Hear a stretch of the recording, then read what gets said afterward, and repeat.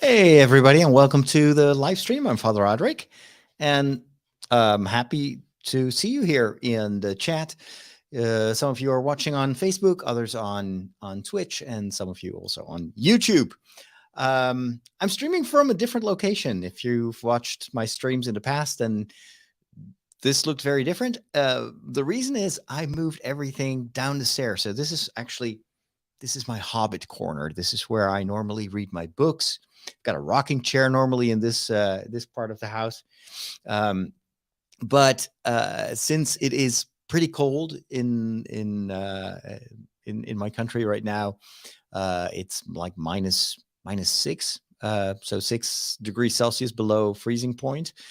And I'm trying to save on gas, and so I'm only heating the living room during the day, whereas my office is upstairs and it's under the attic. It's pretty cold there. It takes a lot of energy to get it to acceptable temperature. So I figured, well, why not move everything down the stairs? And well, I hope this works. Using the internal camera of my laptop, and because I'm still kind of struggling with the connection between the streaming software that I use, StreamYard, and my Canon camera. I hope the image is acceptable. I hope the audio is well. Let me know how it looks, how it sounds, where you are, and feel free to introduce yourself also in case you're new, and very welcome. Hey, Margot. Yeah, it's cozy. I've got the fireplace here in the background. I hope it at least looks warm. Of course, I cannot really radiate warmth through the camera, but I hope it evokes warmth. Um, Sounds good. That's good to know. We've got Squirtle and Sonic Fan also in the chat, watching on Twitch. That's awesome. So I have the option to stream to 3 different locations.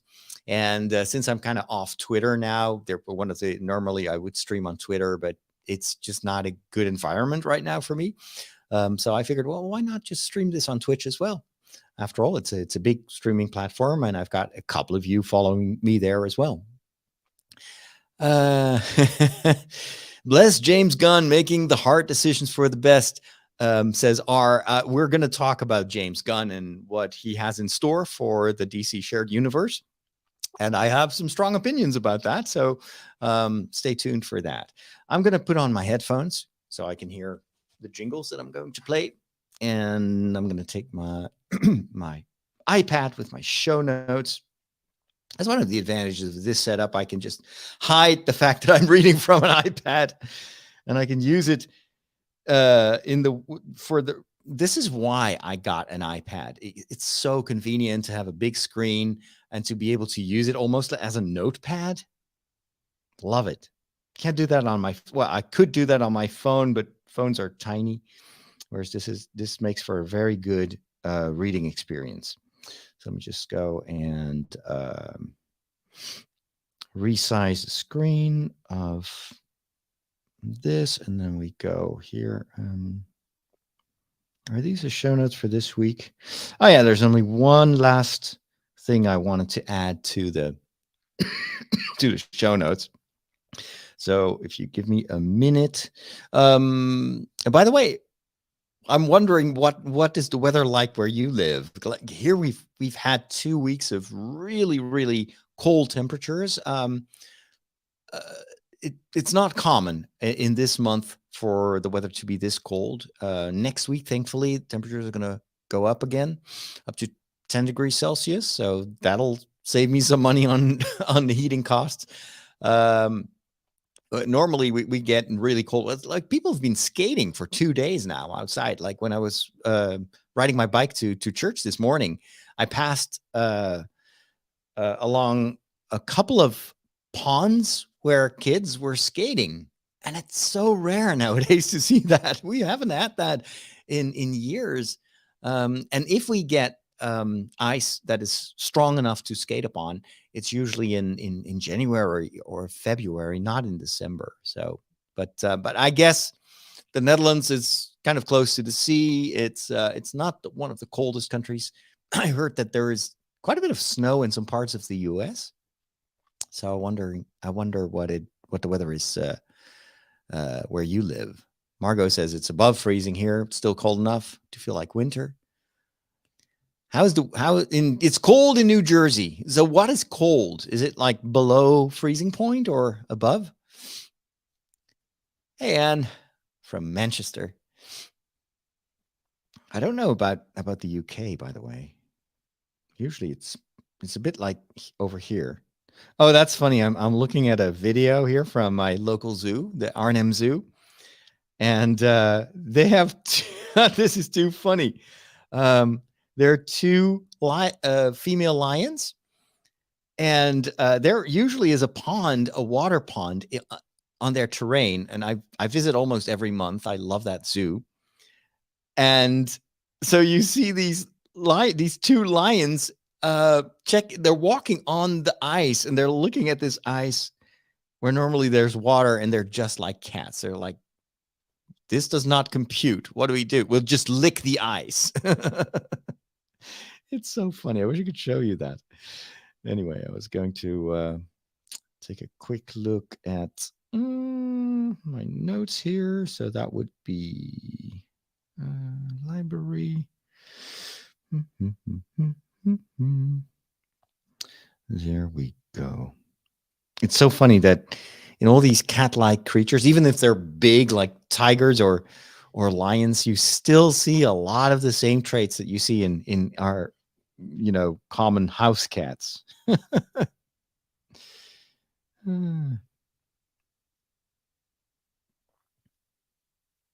Okay, well, we'll just do this. Very well. All right. Well, hey, Joke. Hey, Peter. So my apologies for my Dutch viewers. I'm going to say a few words in Dutch. Welkom in de stream. Dit is weer een Engelstalige stream, omdat de meeste mensen die dit zien in het Engels alleen maar Engels kennen. Dus mijn excuses daarvoor. 3 degrees in Manchester, England. It's wet. It went down to -9. Oh, wow. Yeah, cold temperatures and rain, that's the worst combination, especially if you only have a bike. I'm going to get rid of my car next week, so I'm scared because it means I can only go places either with my bike or via public transport, neither of which are like perfect alternatives for owning a car. But oh well. What are you going to do with a 22-year-old car that is really in its last terminal phase? Oh gosh, I got to do one other thing because I always welcome new patrons. But I noticed that I forgot to make a list here. Let's see. Patreon. Let's see. I don't know if we have new patrons. Maybe not, actually. A lot of the patrons came in last week. We've got some people that changed their pledge, but I don't think we have new patrons.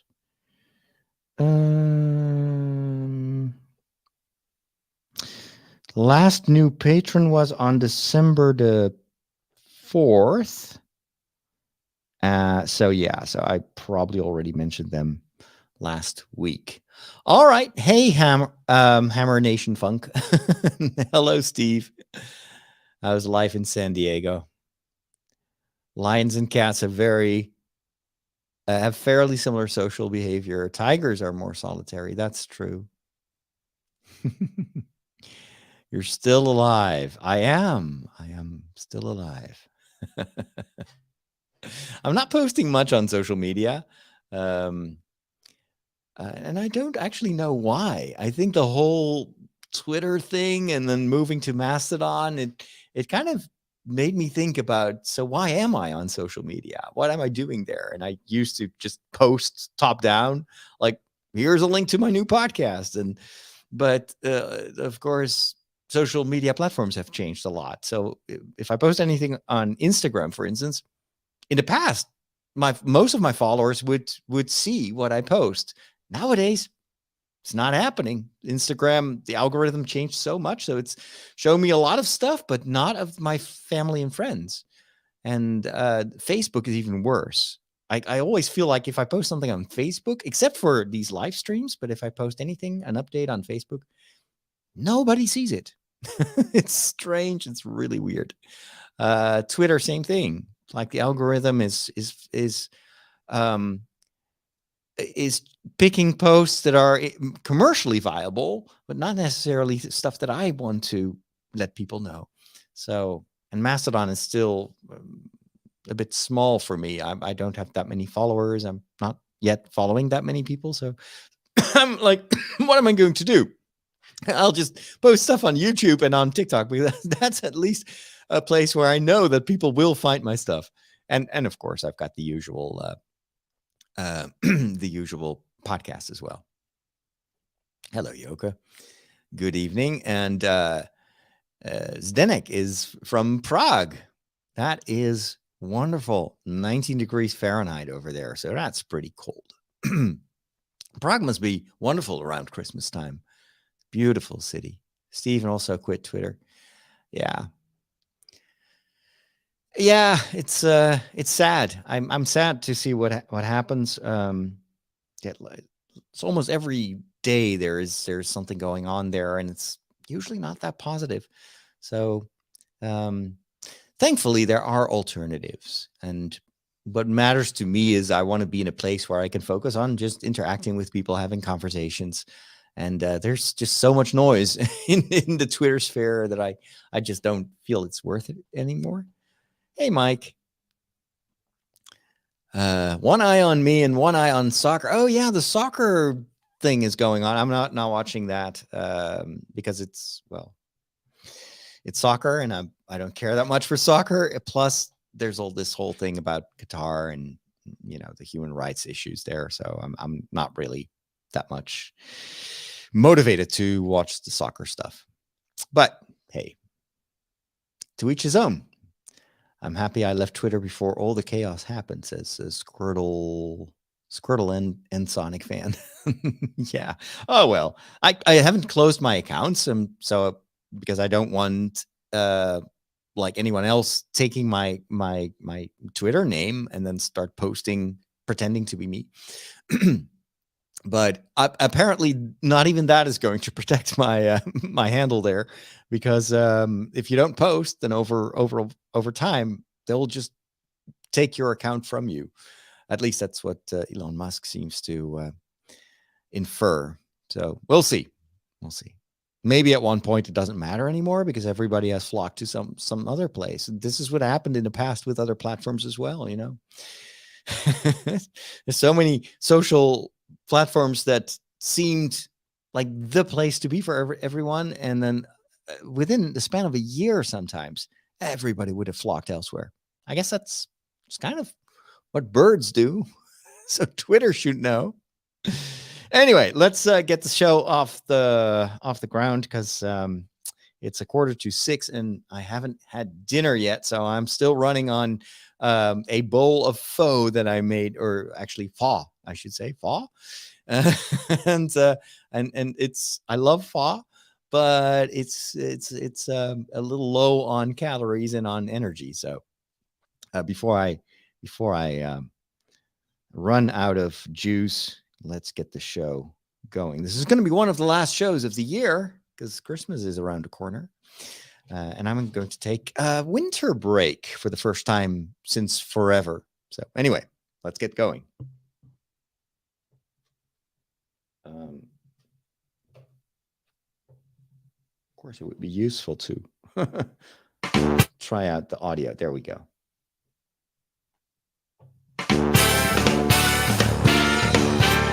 Ho, ho, ho, and welcome back to another episode of The Break. This is the last one before Christmas. It's just around the corner. I can't believe how fast time has gone. I mean, just a few weeks ago, it was summertime, right? And now it's freezing and kids are skating and Santa is just around the corner. And so is little baby Jesus.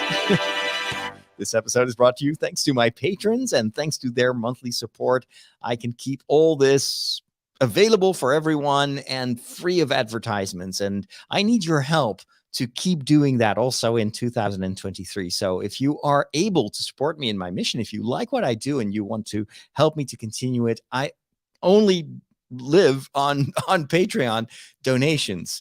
So, and I can still use a few more patrons, and maybe if you have some leftover financial residue and you don't know what to do with it, well, I can certainly use some extra help. Go over to patreon.com/Father Roderick. And thanks to all of you that are already supporting me. And thanks to a few of you that have recently upped their monthly donation amount. I really appreciate it.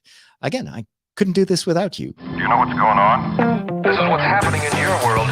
Face it, Catholics rule. We got Boston, South America, the good part of Ireland, and we're making serious inroads in Mozambique, baby. You've taken your first step into a larger world.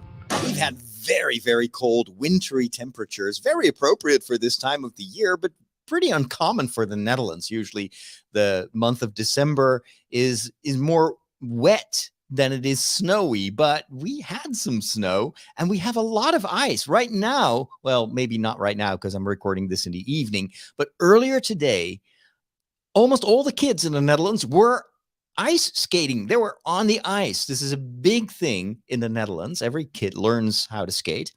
But unfortunately, in the last few, let's say 3-4 years, we have had barely any ice that was thick enough to skate upon. And so, to our great surprise, December turned out to be much colder than usual. And so today and yesterday, lots and lots of people were skating. And we're talking about, maybe 1 million people just went out to skate on in various places. There are also like farmers that will use part of their meadows where normally you would have cows, and they'll just drench them with water so it can freeze overnight, and then the next day you have like a huge skating rink available for people. So I think a lot of kids were super happy that they were finally on the ice again. So I was heading for church. I had to serve mass in the most remote location in this parish, which is in total, it's 25 kilometers on bike. And I left this morning pretty early. So it's around 12, 13 kilometers on the way to church. I had mass there and then biked back. And on my way back, I was going through the countryside. And it was so cool to see that almost near every farm, there would be these ponds where kids were skating. It just feels like winter all of a sudden. And well, next week it's going to be over. So temperatures are going to rise again, which is maybe not so good if you are nostalgic about a very cold, wintry Christmas. But I would say to save on the gas, which currently is super expensive in the Netherlands, it's I'm very happy that temperatures are going up again. It's super cold in this house as well, so I'm not heating most of the house. I moved my desk, my equipment downstairs. And so I'm actually living in the living room, which is kind of what the name implies, right? You live in the living room. So the only other place in the house where I am during the day is my bedroom. And I usually don't heat the bedroom. So I turn up the heat a little bit right before I go to bed, because otherwise I get such cold feet. But then the moment I turn off the light, I also turn off the heating. And so it gets pretty cold there. Like this morning when I woke up, it was 8 degrees Celsius in my bedroom.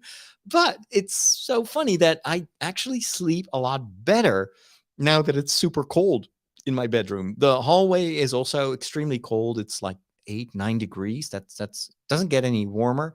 But this living room is nice and toasty. And so I've got my desk. For those of you that are watching the stream right now, you can see what it looks like. And I'm sitting in my hobbit corner. So behind me is the hearth, the fireplace. I've got some lights here. There's a candle. I've got my little dragon that John Domek actually gifted me last year. Was it last year? Time flies.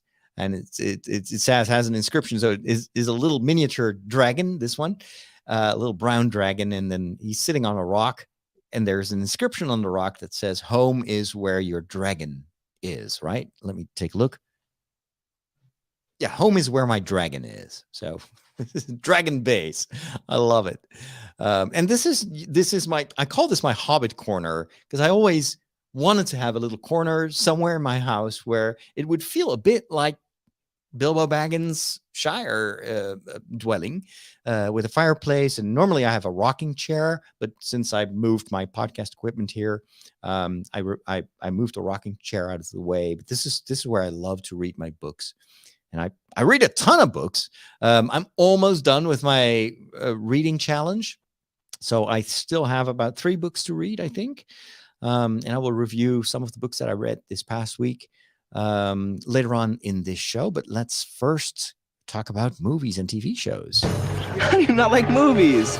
They're predictable. Like, the guy gets the girl and that kid sees dead people and Darth Vader is Luke's father. Not liking movies is like not liking puppies. They're fine. I just get bored and never make it to the end. You know, you need a movie education. You need a movication. I'm going to give it to you.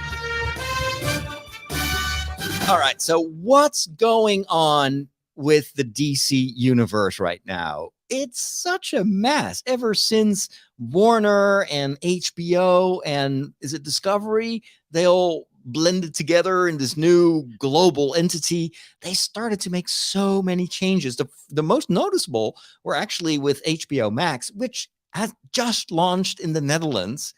And even though I already have a lot of subscriptions to other platforms like Netflix and Disney Plus, this too, for me, was almost inevitable. I needed to get a subscription because of Game of Thrones and House of the Dragon, of course.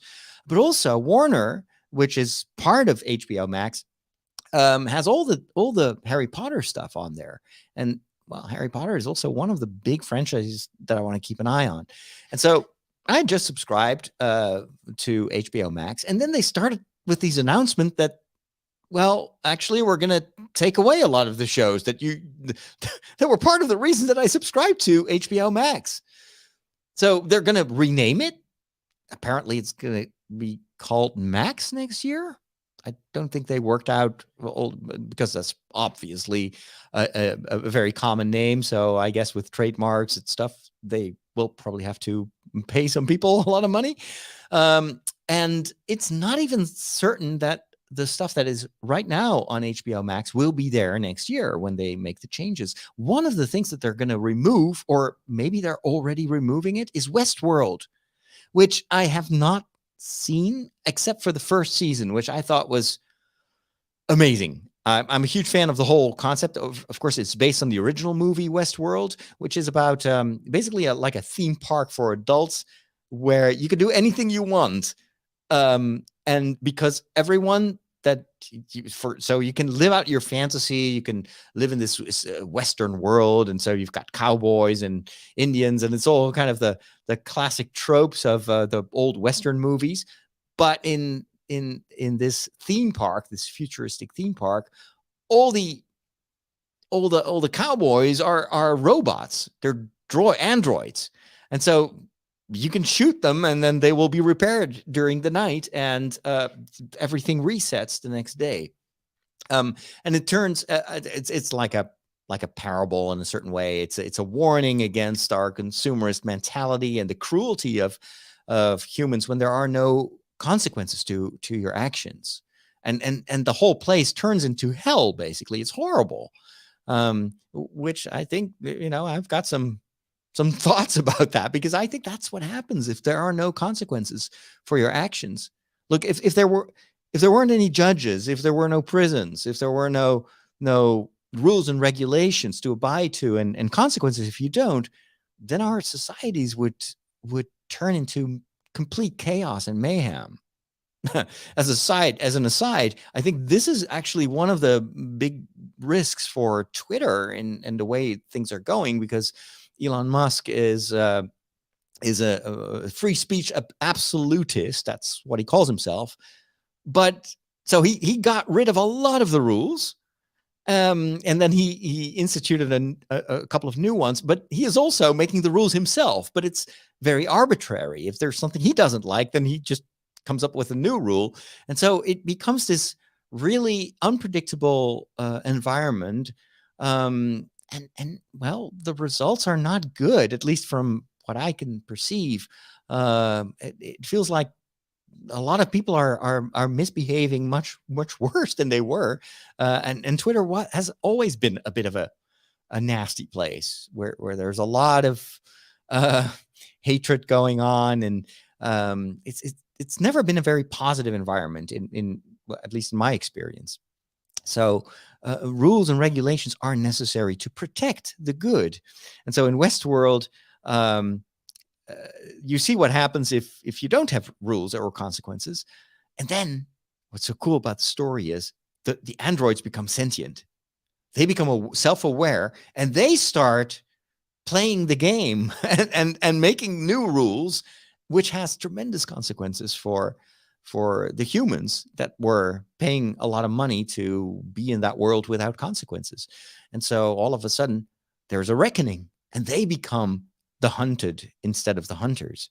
So they did 4 seasons. The first season I thought was really good, gruesome, sometimes hard to watch, but also I think very masterfully done.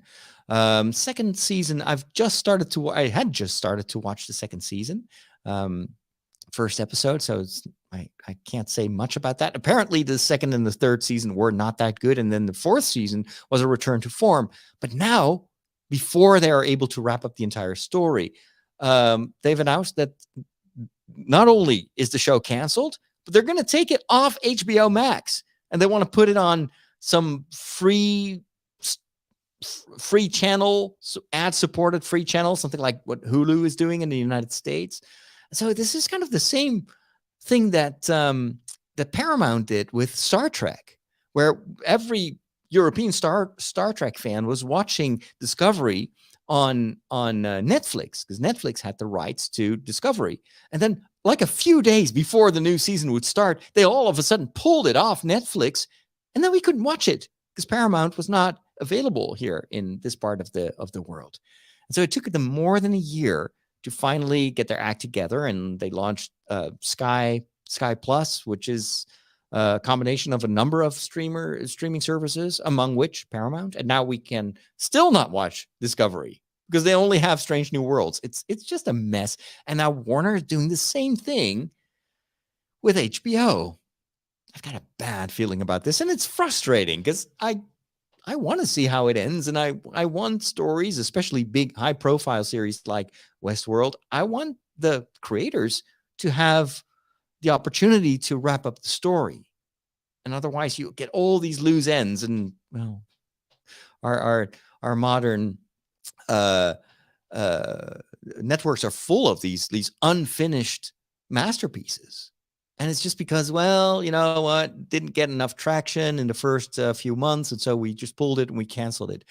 And I really hope that these channels will stop doing this. So let's talk about the consequences of all these changes for the DC universe. As you know, I grew up with Superman. Superman was my first superhero.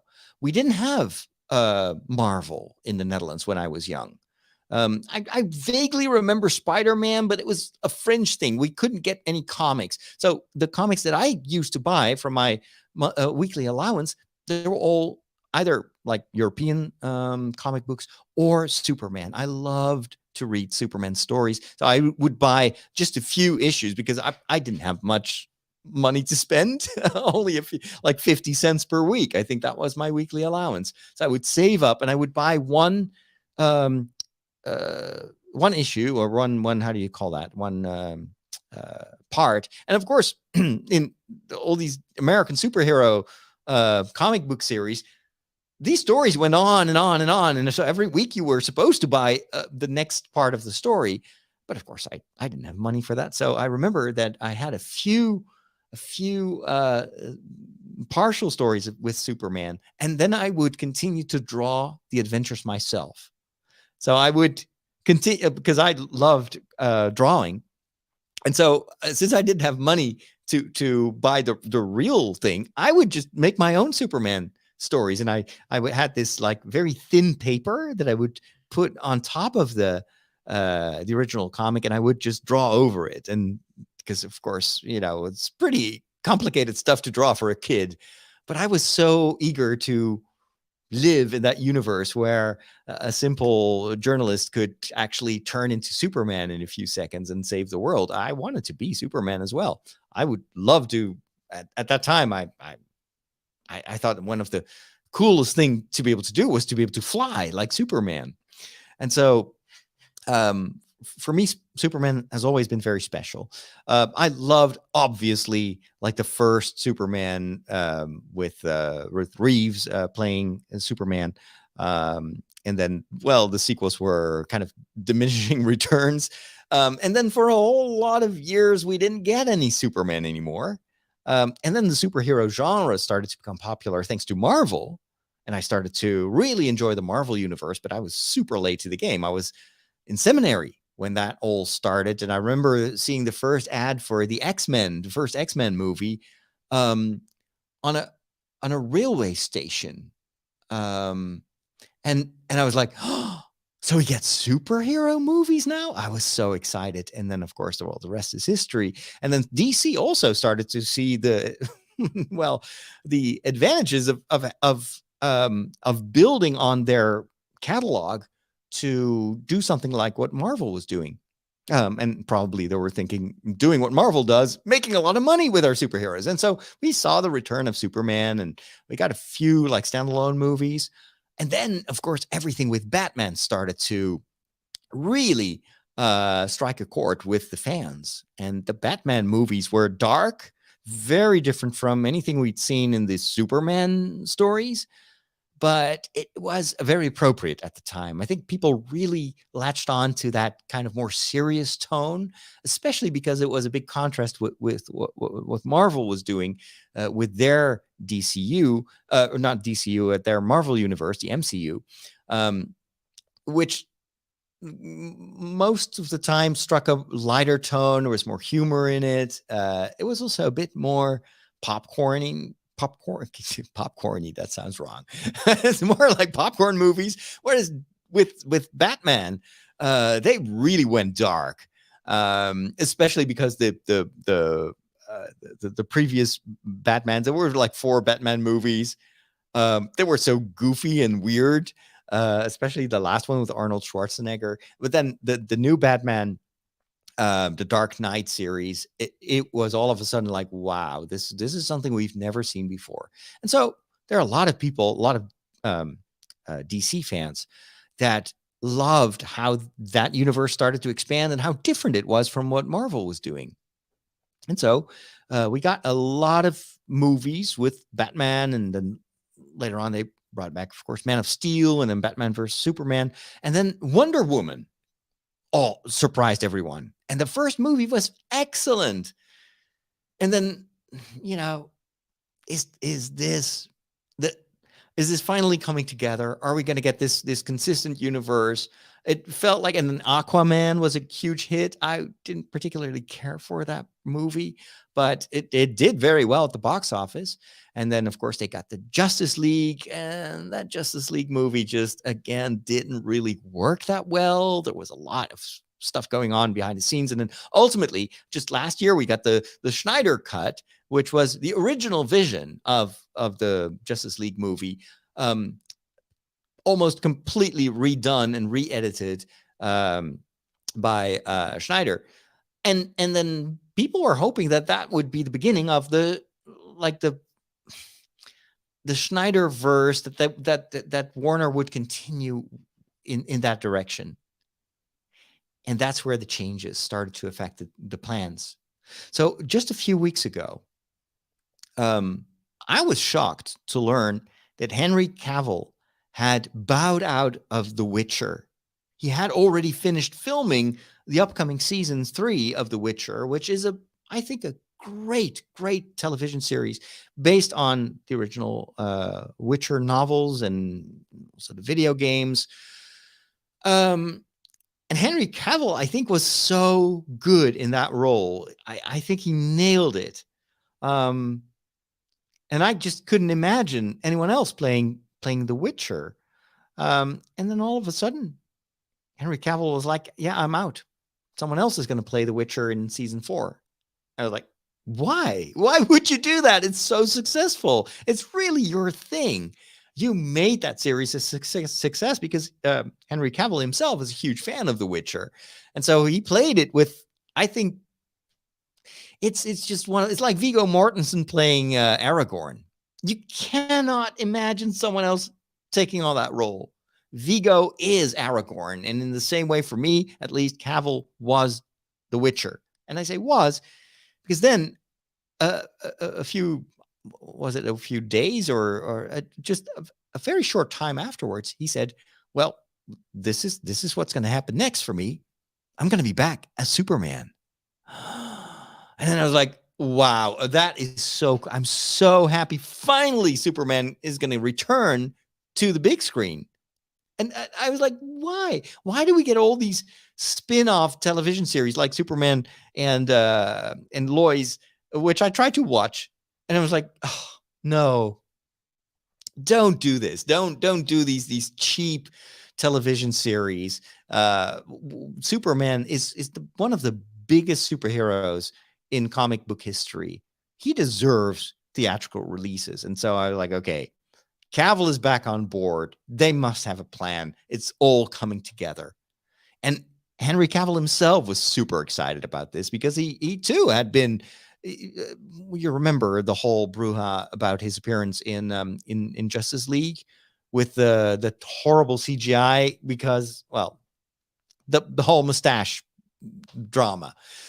So and Justice League itself, before the Snyderverse first came out, wasn't a very satisfying movie, and so I guess that left a bit of a bad aftertaste for Henry Cavill. So he was super elated that the studio actually told him to announce that he would be back as Superman. He had a cameo at the end of what's that movie, Black Knight, with Dwayne Johnson? I forgot the name. I haven't watched it yet. Black something. I saw it was actually it was up on HBO Max yesterday evening when I checked. So Henry Cavill appeared as Superman at the end of that movie. And so I was like, okay, it's clear what's going to happen. Good times ahead. And then just last week, we got the announcement by James Gunn, who I knew was involved. They hired James Gunn is I think a fantastic director and especially writer. He is the guy behind the Guardians of the Galaxy. Guardians of the Galaxy is what it is because of James Gunn. And so he was working on Marvel projects, and then he got contracted by Warner to help them build the DC universe.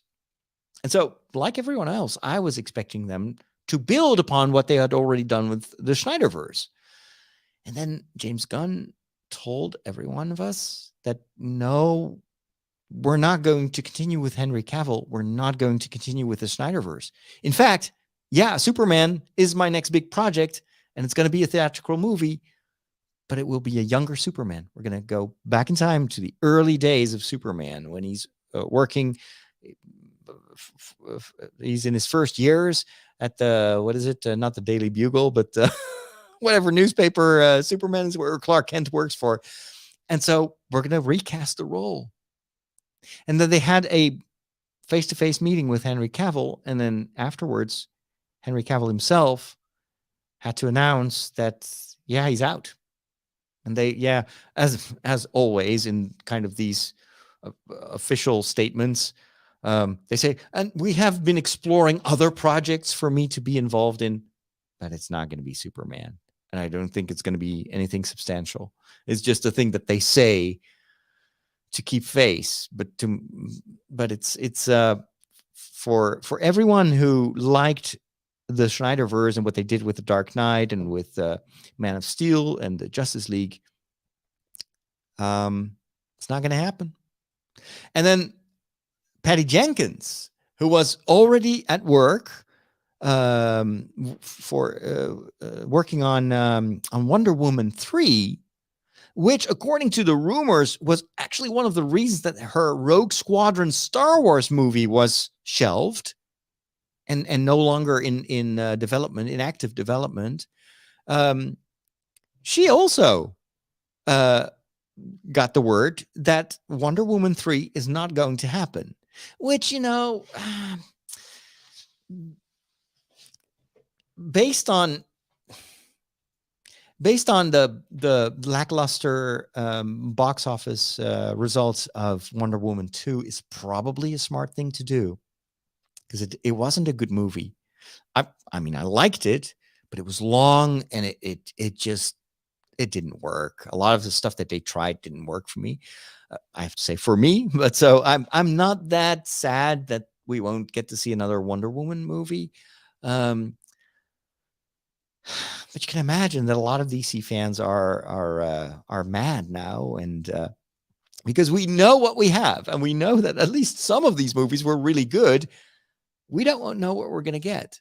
The only thing that I like about the idea that James Gunn is involved is that I think that James Gunn is a very, very good screenwriter, and he loves the DC universe, and he has hinted at a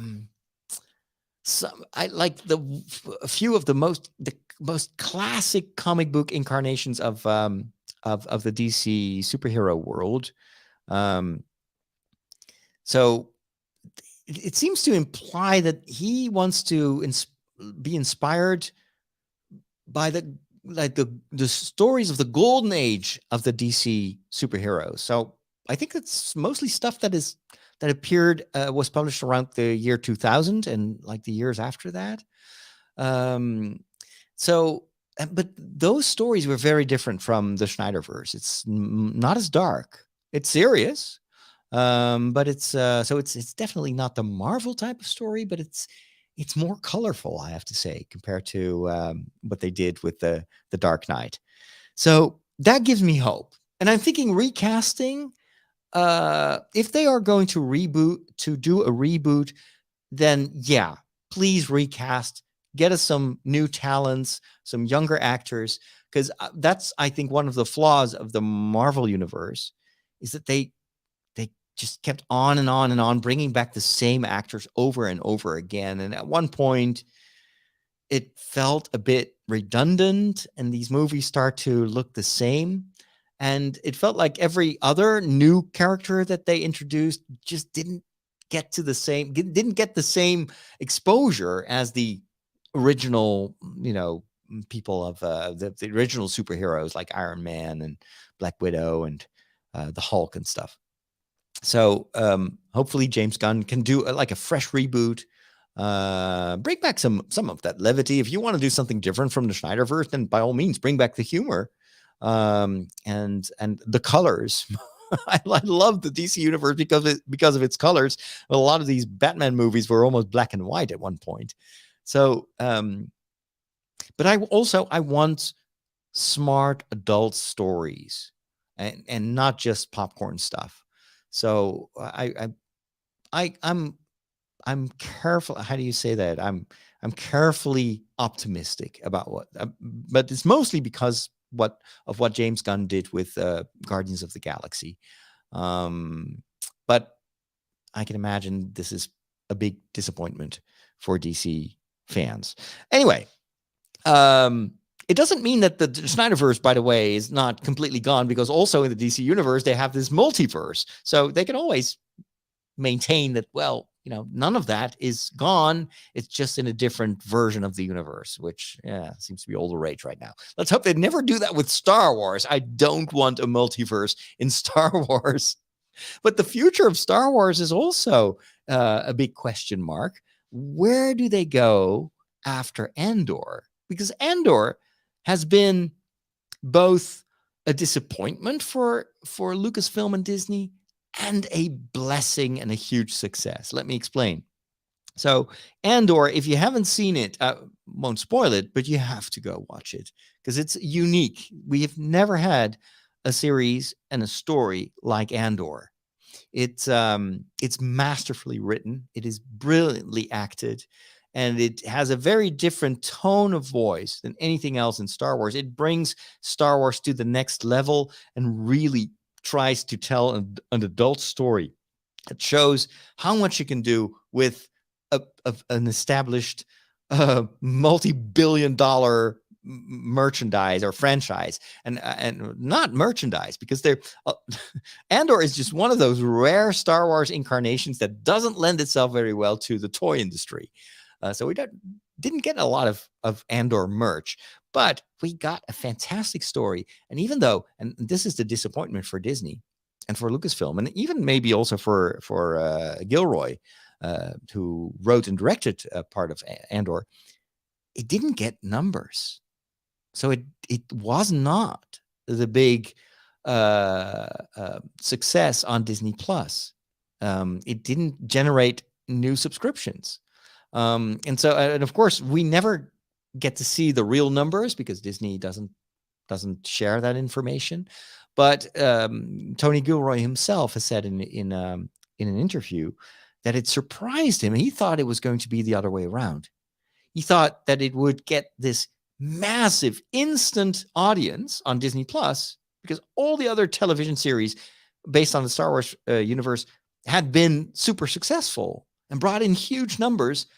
But then he was like, yeah, and then it probably will have a very hard time reaching anyone else who's not already into Star Wars.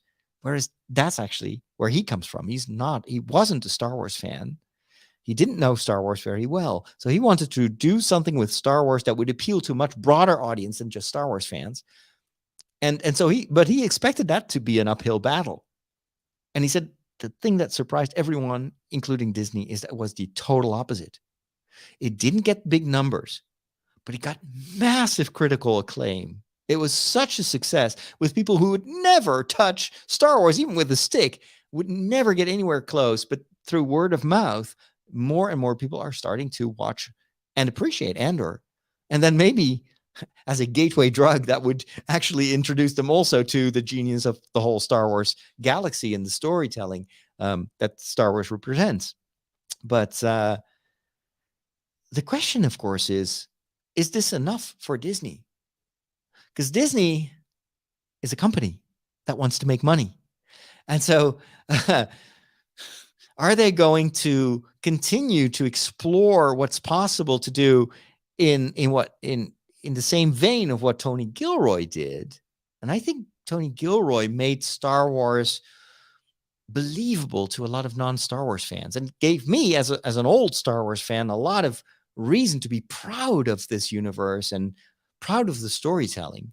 But if it's not a commercial success, is this something that Disney wants to continue doing? We will get, of course, a second season, but will they ever give another director this chance to do something completely different? I do hope so. I hope they will do this because I think it is, in the long run, very good for Star Wars. If they just keep doing what they already do, like another Mandalorian season, the Bad Batch, of course, is going to be back next year.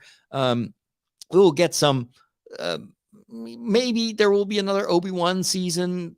We haven't heard about it, but and Taika Waititi is developing a Star Wars movie. Apparently, there's another, like the next Star Wars movie is still this big mystery because nobody knows what it's going to be about.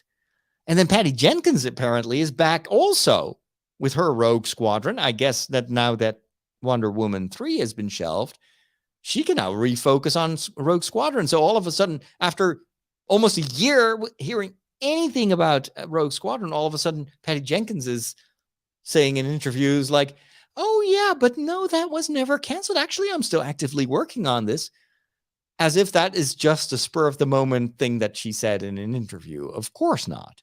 This is all tightly controlled by Disney. So it's a clear signal that Disney wants to move on with Patty Jenkins and with Rogue Squadron. But will they allow someone like Tony Gilroy to do more in the Star Wars universe? I am really hoping that they will. And I hope that they will even bring this to the big screen. But that's probably the least likely thing to happen. Rogue One was almost by accident that it is what it is and that it became what it became. But ever since Rogue Squadron, they've been playing it super safe, too safe, I think, for a lot of Star Wars fans. And now with Iger back at the helm, it can go both ways. Iger is there, as I explained in one of my previous shows, to fix the situation, to turn Disney Plus back into a money-making machine instead of this big loss for Disney. So he's going to cut corners. He's going to cut costs as much as possible. So that would make it more likely that Star Wars is just going to play it safe. We're going to get more of the same. But at the same time, Bob Iger is also very much in favor of letting the creative people do their thing without interfering too much. If there's one person who would bless, I think, an experiment and going for quality and storytelling quality instead of just quantity and doing and fan pandering, if there's one person who can greenlight that, then it's Bob Iger. What do you think is going to be next for Star Wars? Let me know in the comments. Love to hear your opinion.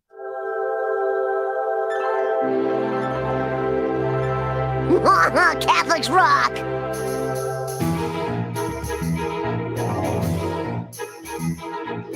It's time for a quick visit to the Peculiar Bunch, and this is the place where you can ask anything you always wanted to know about Catholics, but you were afraid to ask. Catholics can be a peculiar bunch. No meat on Friday. Oh, meat! What do they eat? Light bulbs? Today I want to talk about a topic that I saw mentioned in the Discord server of our patrons, and it's about faith and reason. Man, you guys got more crazy rules than Blockbuster Video. So, as you know, I've got people listening from all sorts of backgrounds. So we've got cradle Catholics, new Catholics, Protestants, Mormons, people from other faiths, or people that have no religion whatsoever. And I always strive to strike a tone that is welcoming to everyone. I'm not just here for my Catholic flock. I'm here as a Catholic priest, as you know, but I'm here to share what I'm passionate about. And that is also the DC universe and Superman and Star Wars. And it's also faith. Because I feel it's important to share these stories. Like one of the best things about religion is storytelling. It's these religions are so good at storytelling, and these stories can mean so much to us. And so I like to share from my perspective what I love in these stories and what inspires me and what helps me to live my life in a good way. But of course, faith is not just about stories. It's not just make believe. It's not just fairy tales. Otherwise, Disney would be a religion as well. Maybe for some people it is, but and Star Wars could also be a religion. So what's the difference? And I think it's all about the claim that almost every religion has, that it's more than just fantasy. It's more than just stories and make believe. Every religion has a claim that this is true. This is reality. This is reasonable to believe this. And that's at the same time the conundrum. There's so many different religions, and they all claim that their religion, their view of the Bible, or even beyond that, of their holy books, that is the truth. And all the other religions are wrong.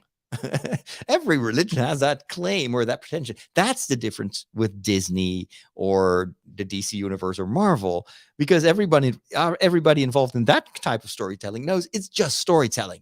We're in the business of fairy tales, basically. It's fantasy, where we don't pretend that there's actually someone out there who, when he gets angry, turns green and bursts out of his sneakers. It's make believe. These stories carry a lot of values, and they have a lot of messages, that are part of the story, but none of these fictional franchises have the pretension that they are the truth, that thou shalt believe that the Justice League is real. So, but how do you reconcile that? And that was the discussion that was going on the Discord server. How do you reconcile that with science, for instance, or reason? Like, a lot of faithful will say, well, I believe in the resurrection of Jesus. But how can you prove that? How is that a reasonable thing to believe, that someone who died, who's actually, lots of witnesses saw this guy dying on the cross. There was even a soldier who pierced his heart with a lance, and the blood and the water came out. So the water, of course, is the tissue around the heart. If you pierce a lance through a heart, then that's the end. That's pretty definitive proof that that guy is dead. And so when Christians talk about the resurrection, and it's not just a make-believe story, or we're just thinking back of Jesus as if he was there. No, all these post-resurrection stories are stories where the emphasis is on the veracity of the resurrection, on the physicality of the resurrection. Jesus says, I'm not a ghost. And if you don't believe me, just give me some fish and I will eat it right here. A ghost does not eat. If you have trouble to believe that I am really resurrected, that I am the same Jesus as you knew, then Thomas, come and touch my wounds and touch me, and you will realize it's truly me. And the reaction of all these apostles that are in the beginning, they're all unbelievers after the resurrection. When they hear the first stories of the women that have been to the tomb, there's like, yeah, some of these women are talking about Jesus being alive. They shouldn't be drinking that early in the morning. That is literally in the Bible. They probably were drunk, but they were not. And it took them a while to come to terms with this totally impossible fact, at least for them, fact that Jesus was alive again. But we live now 2,000 years later. Can you really believe that that is true? I mean, I guess most of us would agree it's a fantastic story. It's beautiful. I mean, but isn't it just made up? Isn't this just wishful thinking? The gospel accounts and the witnesses that have written this down or handed it over, first orally and then later on it was written down, they all seem to insist, no, this was not just make-believe. This was just not an imaginary story to wrap things up and make sure that it gets a happy ending. No, all these witnesses have actually met Jesus, have touched him, eaten with him, heard his voice. It was really him. And it's this physicality of the resurrection that was one of the pivotal elements of their preaching. St. Paul says it multiple times. If the resurrection was fake, if it was just made up, then everything about Christianity is worthless. If there is no resurrection possible, then we're all doomed to die and to disappear forever. So what good is believing in the gospel if that's the truth? No, it's because of the reality of the resurrection that we preach. And this is what's kept Christianity alive for thousands of years. So I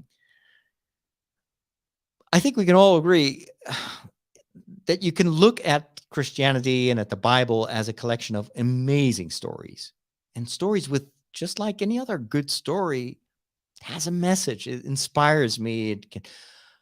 But then making the leap to believing that it's actually true, especially when there's so many other religions who say the same.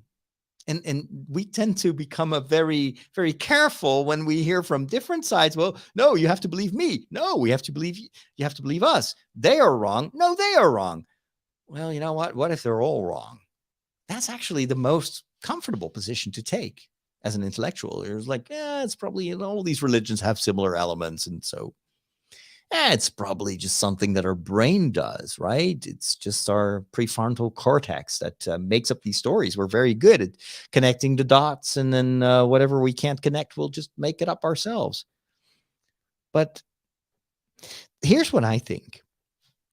No one can truly rationally prove that God is there and that what's written in the Gospels truly happened and is true, and you should believe it. I'm also not a proponent of taking everything literally in the Bible. You know that. I'm a Catholic, so I don't do just the literal thing, where God actually took 7 days to create our world, and it's just 7 days, and then no.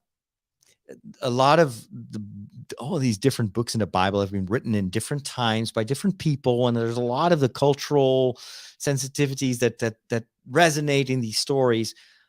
But I do believe, and historians will also confirm that there is a lot of historical solidity to these stories. There's always like a foundation on which these stories are built. It's not that one day just someone sits down and let me make up a new superhero for this new Christian faith that I hope is going to be a big box office success. You know what? Let me think. Iron Man. That sounds weird. Hulk. That's weird. You know what?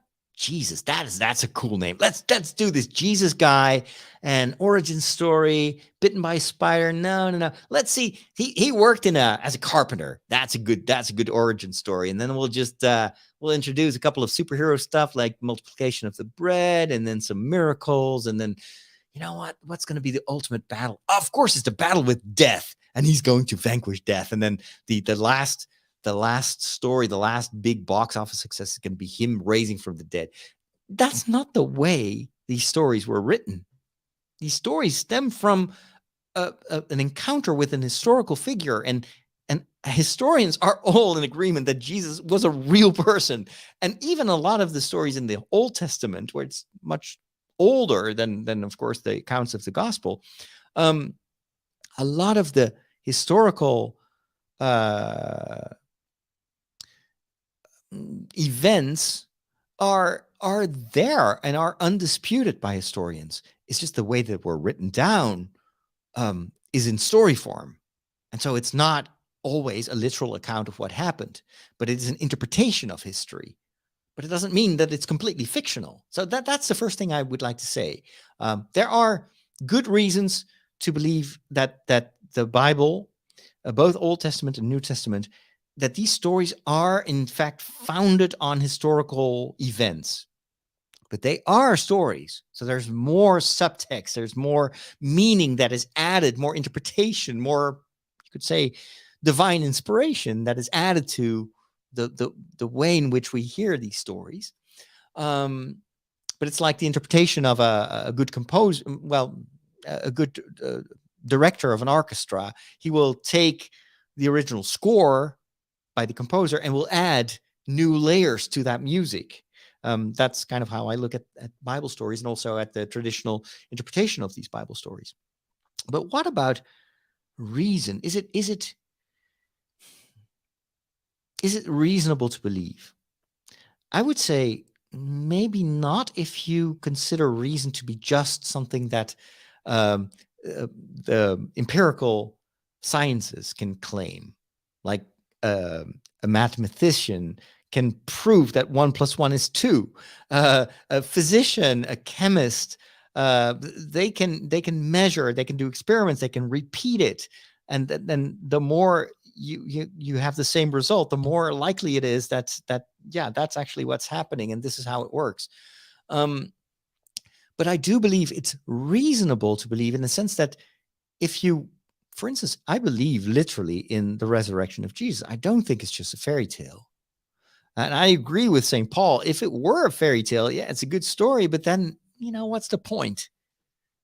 then I might as well just believe in the Jedi world, because I like that story a lot better because of the spaceships and the laser swords and stuff. But that's not why I'm a Christian. It's because I believe that the resurrection is a real thing. I also believe that in the Eucharist, when I celebrate Mass, the bread and the wine do change, really change in the body and blood of Christ. How? I don't know. But I believe it's a reality. It's not just something that we all pretend to believe. I also believe that there is truth, and there are traces in truth in all religions. That doesn't mean that they're all equal, that they're all equally true. And it really matters what you believe. If you don't believe that, then look at how, for instance, Putin is using faith as a justification for the horrible war that he's faring. It does matter how you interpret the scriptures, what you believe. And so not every religion is equal. They do deserve equal respect. But I think the pursuit of truth requires us to keep in dialogue with one another and to also ask the difficult questions. What are the reasons that you believe? And this is why, for me, belief has everything to do with reason. Even though God himself is, because God is metaphysical, he is not part of this physical created universe because he is the creator. I cannot demonstrate him, but I can reason on the basis of the revelation and the things that I read about in the Bible, the things that the church teaches me. A lot of that makes sense and is reasonable, and it points me to a mystery that in itself I don't have grip on, but it doesn't mean that it's unreasonable or I'm just like shutting down my brain when I go to church. So that's how I've always been approaching this dialogue between faith and reason, because that's what it is. It's a dialogue. We are allowed to ask difficult questions. We're not supposed to turn off our brain on Sunday when we go to church. You can be both a scientist and a believer. And you can ask faith questions from your scientific background. You can ask questions about the tradition, about certain things that the church has said and maintained over centuries. Some of it pertains to dogma and is unmutable. Other stuff is colored by the culture and the time in which those ideas emerged, and some things can change. But it can only change and we can only discover the truth if we keep asking rational questions. If we use our brain to ask questions about, so why this faith and not that faith? And why this element? What can we learn from one another?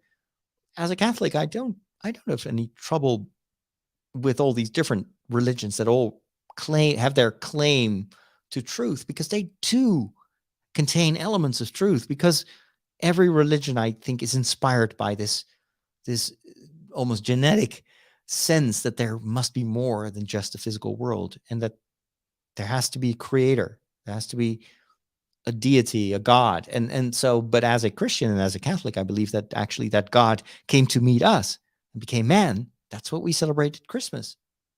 That God, instead of staying kind of far away from all of us, and we just had to come up with all sorts of complicated theology to make it more reasonable that we believe. In fact, God became one of us, a baby child that you could cradle and take care of, and that later on would take care of the people around him.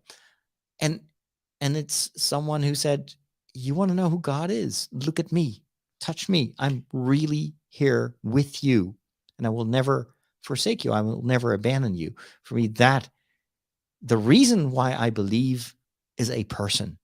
It's Jesus. And he gives me enough reason to continue to believe. When did you become an expert in thermonuclear astrophysics? Last night. The packet. The extraction theory papers. Am I the only one who did the reading? All right. So the last two books that I read, or actually let's talk about the last three books that I read. The first one I read last week is it's a Dutch book written by a police officer, a female police officer who works in Amsterdam, which is one of the cities in the Netherlands where a lot of stuff happens all the time, and which resembles most like other big international cities. And so she describes her day-to-day work And it's a hilarious book. It's sometimes difficult to read because, of course, as a police officer, she's not always welcome where she appears. And it's just this lovely slice of life book about what it means to be a police officer. And I've got great respect for what she does and for her colleagues. The title in Dutch is "Het kan ook nooit normaal," which is translated in English is "Why can't it ever be normal?"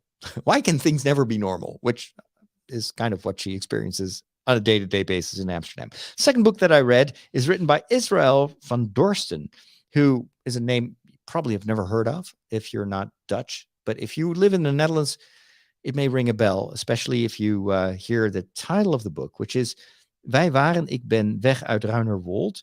In English, we were, I am, escaping Ruinerwold.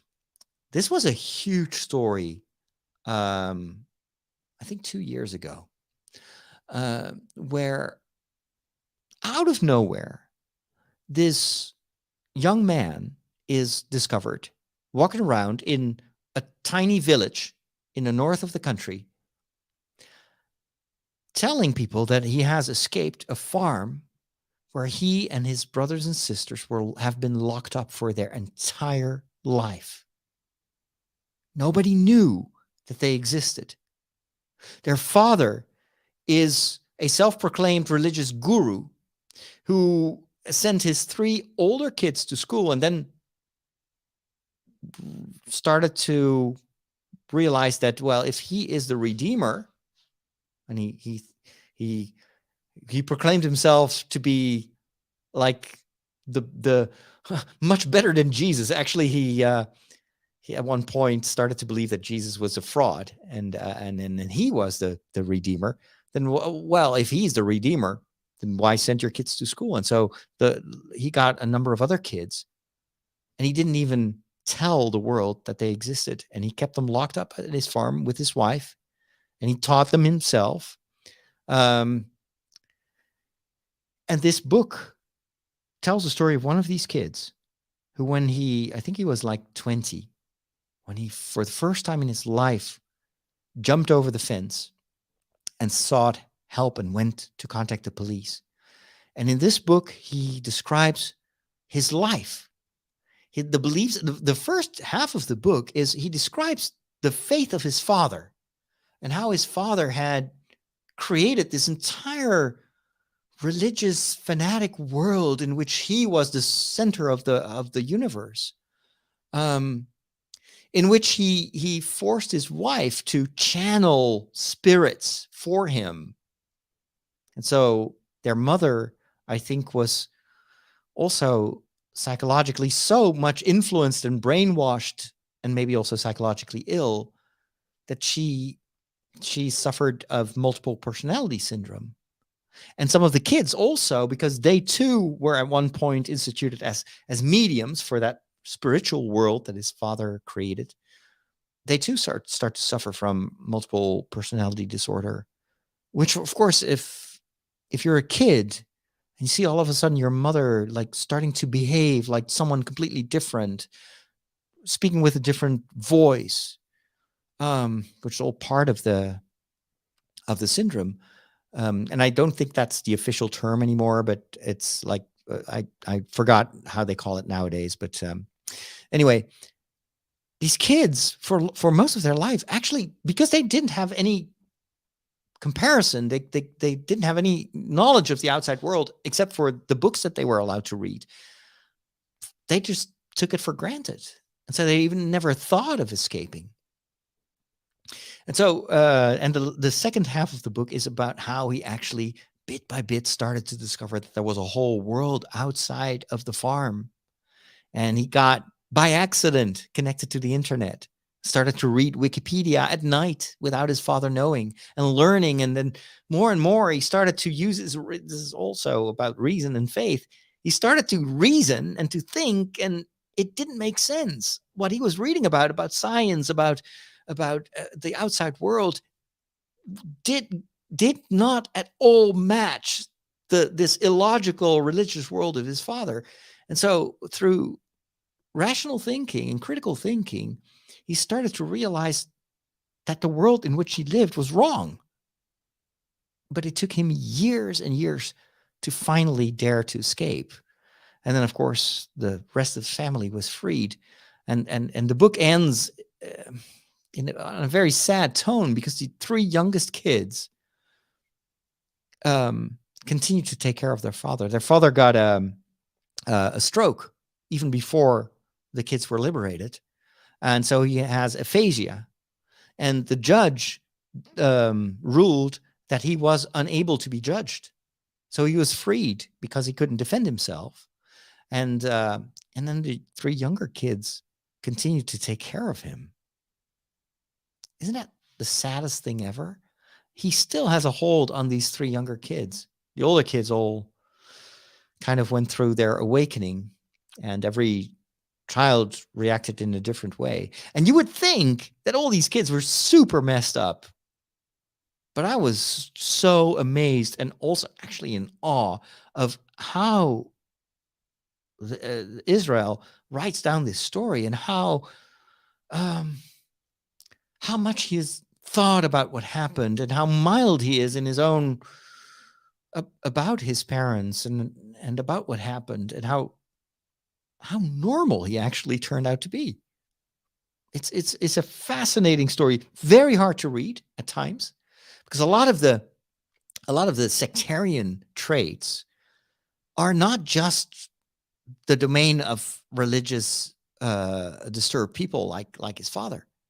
At one point he was describing some of the mechanisms and some of the tricks that his father would use to keep them in check. And I was like, oh my gosh, I know plenty of priests that act like this. I know bishops that act like this and talk like this. That was the hard part of the book, to realize that a lot of that, I would say has nothing to do with religion, but it's these tricks that the people in power use to stay in power and to manipulate people. Those are actually much more common in the world in which I live than you would think. So also in that respect, like when people tell you that you can't ask questions, when people tell you that if you want to be a believer, you have to check out your brain at the entrance. You're supposed to just believe what our faith dictates, and no critical thinking is allowed. That should be red alert for everyone. That means you're not dealing with someone who is truly seeking the truth. This is the big lesson of that book. Anyway, and to kind of lighten things up, I read something completely different. It's a book by Kelly Barnhill, and it was recommended to me by one of my patrons in the book section in on the Discord server. It's called The Girl Who Drank the Moon. It's a fairy tale, a long fairy tale. It's an entire book about a young girl who is found in the woods by a witch. Turns out she's part of a society that brings offerings to the witch in the woods. So newborn children are brought to the woods, and then they are abandoned. Turns out that society, actually, the people in power don't believe that there's a witch, but they use that a bit akin to what in the Hunger Games is also the trick of the president. They use this imaginary belief in a witch to keep people obedient. It's the fear of the witch that keeps people in line. But it turns out there is a witch, but it's a good witch. And she takes care of these children. She hears them crying in the woods, and then she brings them to other towns and makes sure that they grow up and are safe. But then there's this one girl who, by accident, she feeds the light of the moon, and that turns that little baby into a very powerful magic child, way too powerful to be safe in the human world. And so the witch raises this child by herself, but she doesn't want the child to know that she has these magical powers. That's a gist. There are dragons in this story. It's a classic fairy tale. There are lots of metaphors in this story, lots of lessons to be learned. And that's also the flaw of this book. It is clearly geared towards a younger audience. I think you could even read this to children, and it's not bad at all. But it's very predictable. Like halfway through the book, I was like, I know exactly where this is going. And then some of the lessons, some of the metaphors were a bit ham-fisted, a bit too much. So I love the beginning of the book and the whole setup of the story. I just felt that the final execution and especially the lack of progress in the story, there's no real development. There's a lot of potential, but it just ends in tropes, actually. That was a bit disappointing, but that was still an enjoyable read. So there you go. The Girl Who Drank the Moon.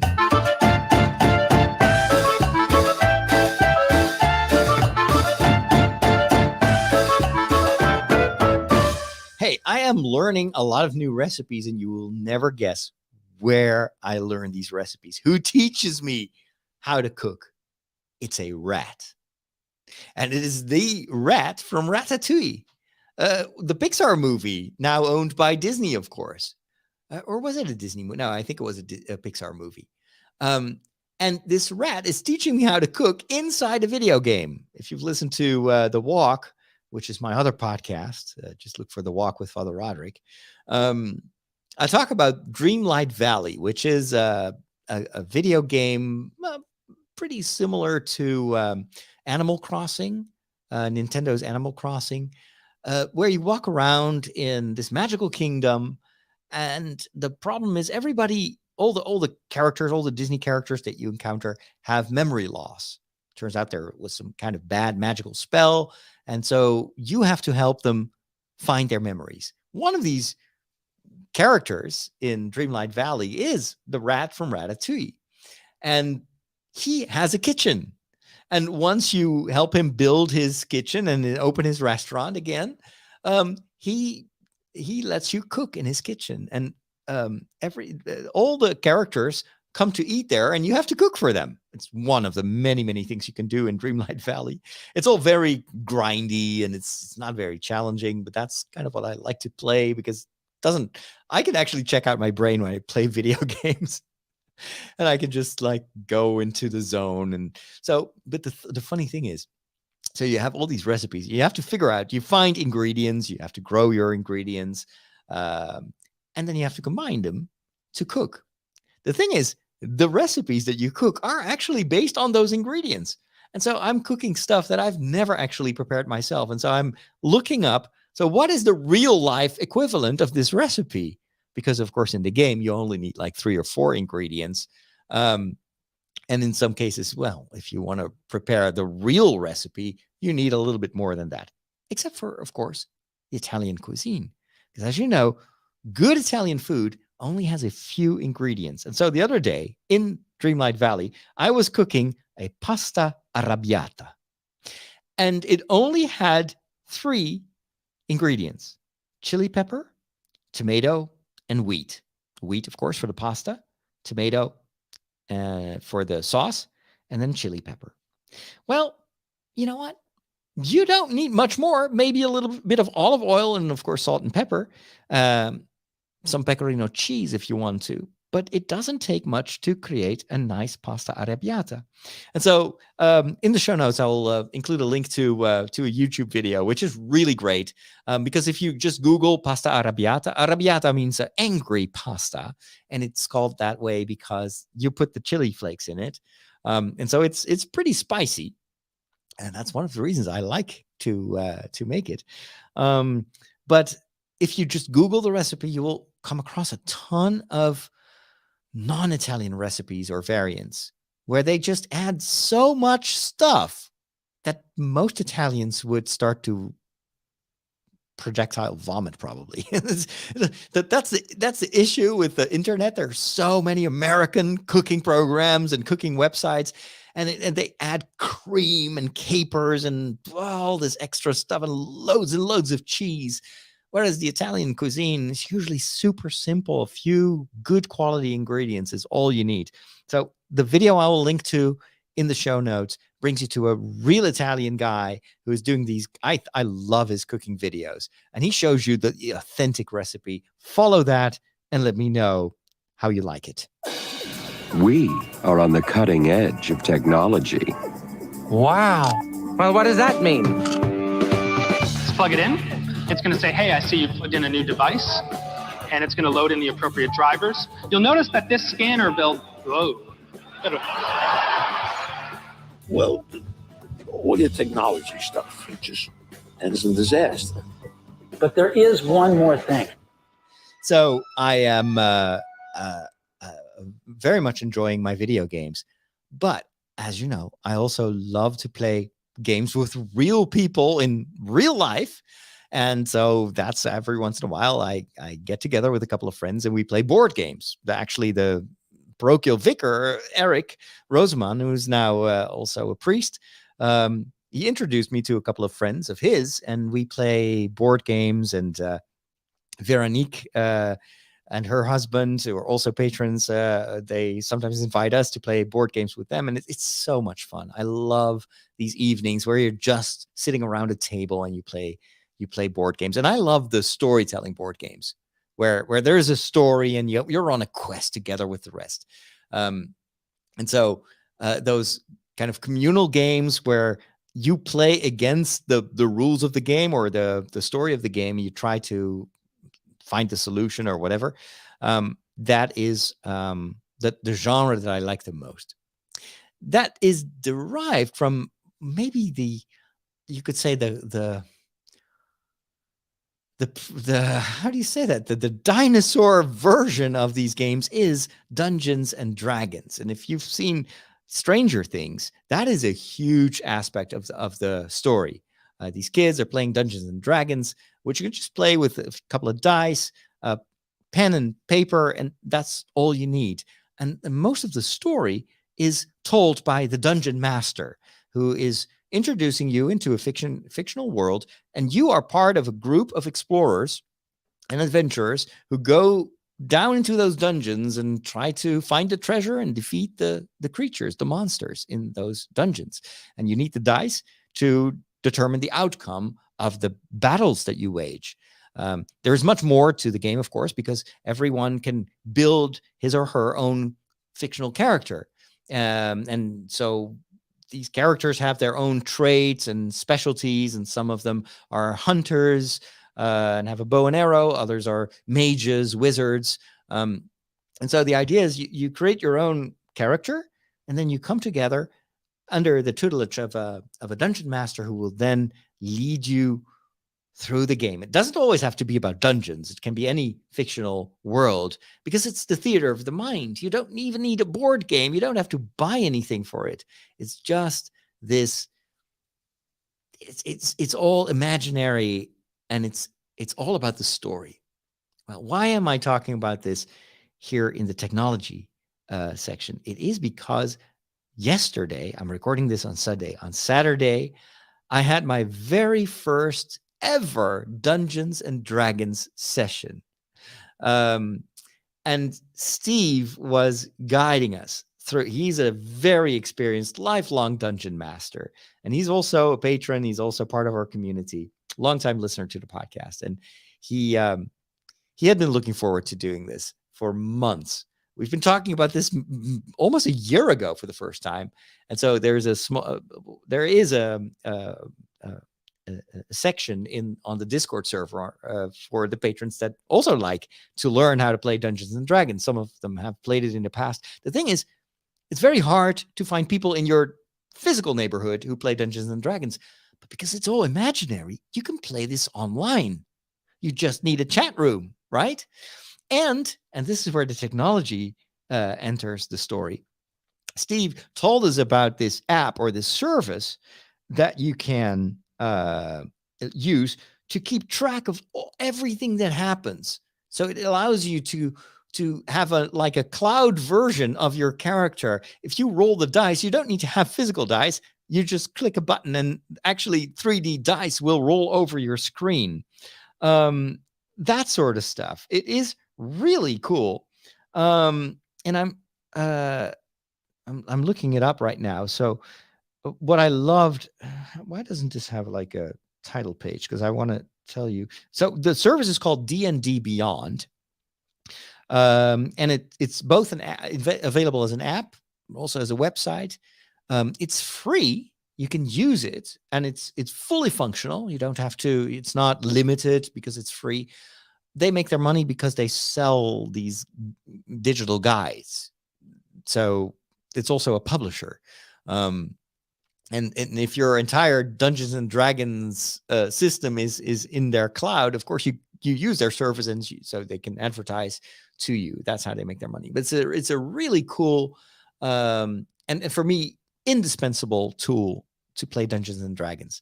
So I will dispense with the technicalities, but we were hoping to play this with a slightly larger group, but some of our D&D group had to bail out at the very last moment because of personal circumstances.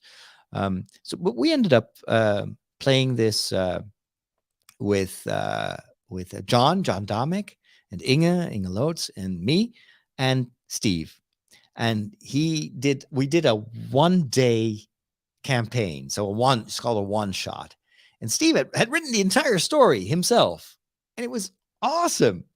So there's a little bit of backstory that you get. And so I was a hunter, and I had I was in trouble with the local baron because anyway, I was kind of a Robin Hood type of guy. And so they were after me. And then there was a different backstory for the other two. We get together in an inn, in a tavern, and there's this female gnome that tells us that she needs us, that she actually has called us there because on the island where she has lived, there is this problem with kind of snake-like people, like reptilian people, and they are peddling drugs. Basically, it's some kind of like fantasy version of crystal meth or whatever, and it's making a lot of victims. And these mafia reptilians are super dangerous, and they can't defeat them without our help. So we have to take a boat. We go to that island to solve the case. I kid you not. We have been playing for, I think, 4 or 5 hours, and it was just using what was it? Google Meets. So we had these 1 hour Google Meets. If you use it for free, you have 1 hour per session. And that was actually very good, because after 1 hour, we would take a break, and then a few minutes later, we'd come back. But I feel like I've been on that island, on that boat, in that tavern, fighting these serpent people for 4 or 5 hours. And it's just the theater of the mind. I felt like I am in a world that it feels very similar to Wheel of Time or Lord of the Rings. And I have to say, Steve is a fantastic storyteller, which really makes a difference. If someone, he does the voices, and of course, anything can happen. The battles are kind of where the rules come into play, but the rest of the story, the dungeon master can just create a world. And if we choose to do stuff that the dungeon master has not predicted that we would do, or goes off course, then he has to come up with a storyline that actually accompanies the protagonists of the story. And it was just amazing. I couldn't believe that he made that up all by himself. It was just an awesome experience. I hope that soon we will be able to play the next session with the entire group. And I can already tell you, I'm hooked for life. I want to do this more than just once a year.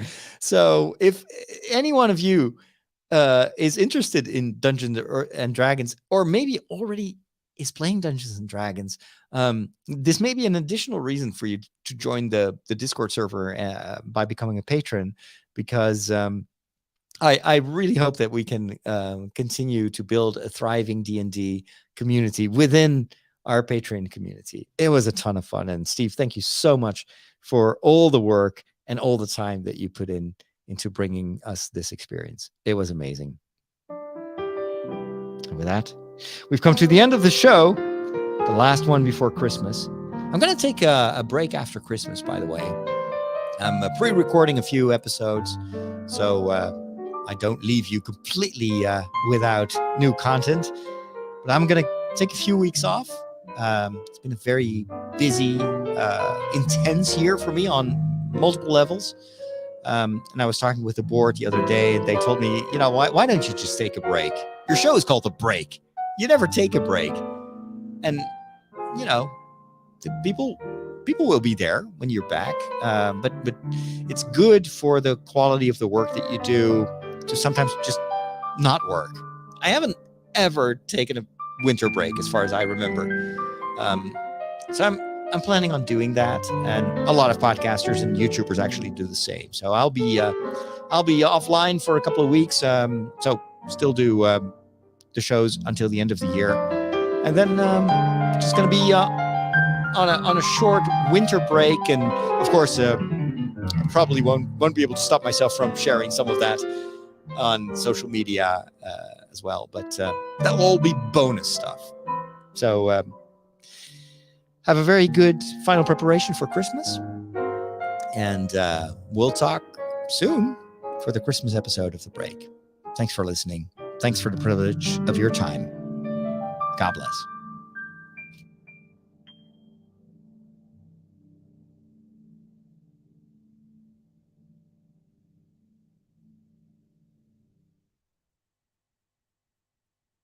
Wow, that was a long podcast. 1 hour and 20 minutes. I'm hungry.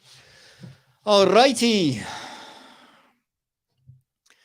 So, how is everybody doing? Just going to browse quickly through your comments. But I'm not going to stick around too long because I'm really starving.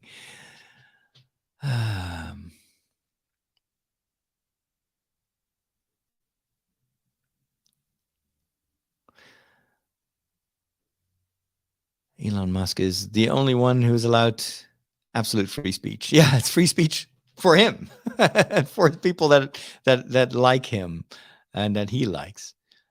Yeah, for journalists, this is becoming very problematic. So you see a lot of the journalists actually moving over to Mastodon.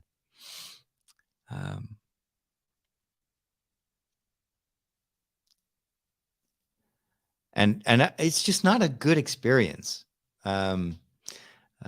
Because there's so many bots out there. There's so much hatred, and life is too short for that kind of negativity, especially if there are alternatives. And when exactly have rules always been enforced on Twitter? Yeah, true. Not very often. It was already pretty bad, but now it's even worse.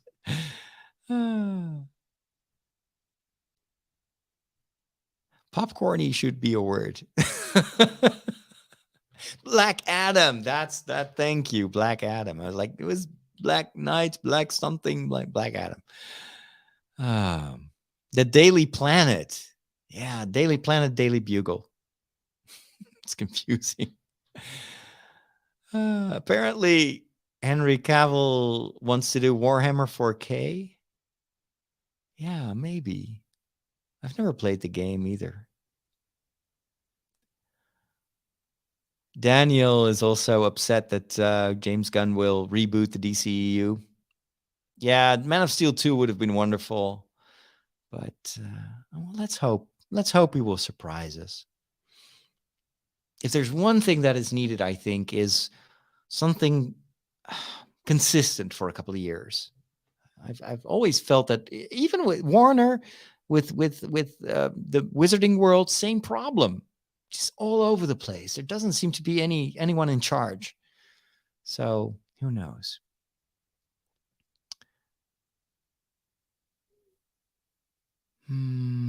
Future of Star Wars already does have a multiverse. The world between worlds.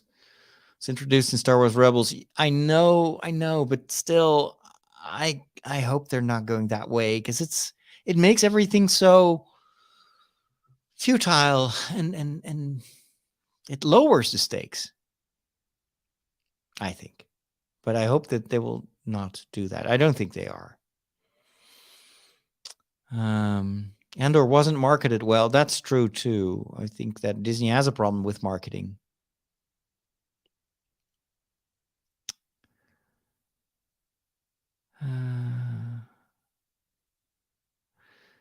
Star Wars will never be the same without George. I don't know. I think that George, the only way I think for Star Wars to continue is if it brings in new people, and preferably people from all over the place, not just Star Wars fans. New young blood, new ideas, new experiments. Not everything will be immediately successful, but I think the groundwork, the foundation that George Lucas laid is broad enough for a lot of stories and a lot of different genres.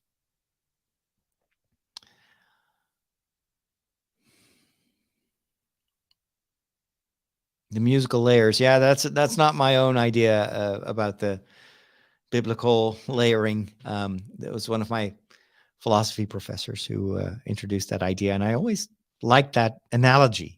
It's about adding value, not invalidating it by adding a layer of interpretation. Selena says, I'm a doctor and spent my life studying in a scientific system and working in a secular healthcare system, but I also could find God every day in both. Yeah, and I think it's totally possible. Carol says, my late husband loved Laura Vital's YouTube cooking videos, but they are more Americanized.